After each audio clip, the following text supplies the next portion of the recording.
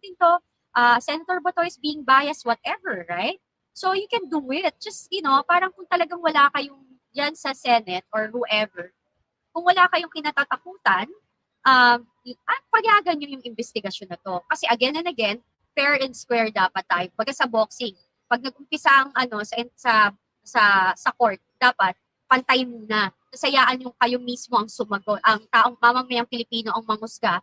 And kasi hindi pwedeng one way lang, di ba? Tanungin ko kay Kati Pao. Ano sa tingin nyo, bakit takot na takot ang gobyernong ito na magkaroon ng hiwalay na investigasyon sa Senado patungkol sa war on drugs?